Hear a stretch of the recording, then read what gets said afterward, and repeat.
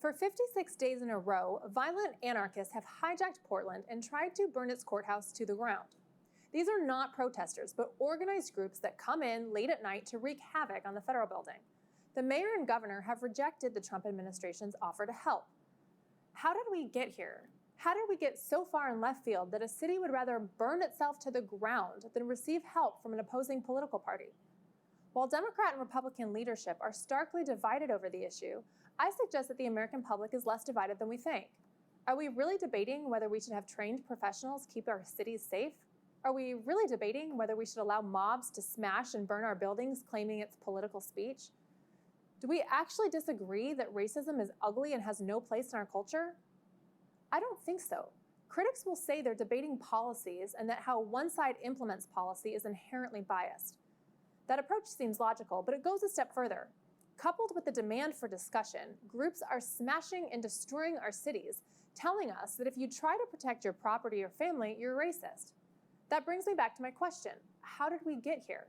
How did we get to a place where people don't speak out? Some people support the idea of taking a look to see if racism does exist, and if it does, get rid of it. But not at the cost of public safety and the ability to peacefully run a business without fear of mob violence. Resisting mob violence and violent anarchists requires force, not just police force, but passion and determination not to allow anarchy in our cities. Coupling the attempt to overthrow local governments with peaceful protests on racism limits the number of people willing to speak out against it.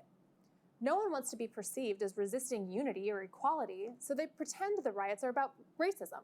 They're not. They want to overthrow our government, one city at a time. They are counting on the American public not to say anything about it because you fear that you'll be labeled a racist. Protecting your home or business from violence isn't racist. It's the right thing to do. Our greatest weapon against this anarchy is our freedom of speech. Speak out against it, with neighbors and family members, respectfully of course, but we need to speak up.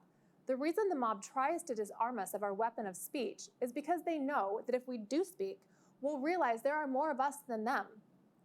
I'm not talking about Republicans versus Democrats. I'm talking about law-abiding citizens who want to keep a democratic process and resist violent extremists overthrowing our governments. We can't debate policy until we agree that power comes from elections and not from setting cities on fire and intimidation. As you respectfully use your voice to support order and peace within your community, you'll quickly learn that you're not alone. There are more of us than them.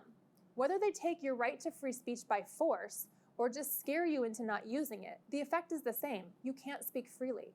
We're at a critical point in time.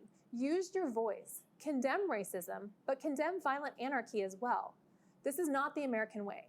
Our democracy hangs in the balance of the American public refusing to allow thugs to intimidate their way into power. More than our freedom of speech is at stake. Thanks for watching, and join me each Saturday and Sunday for a weekly briefing.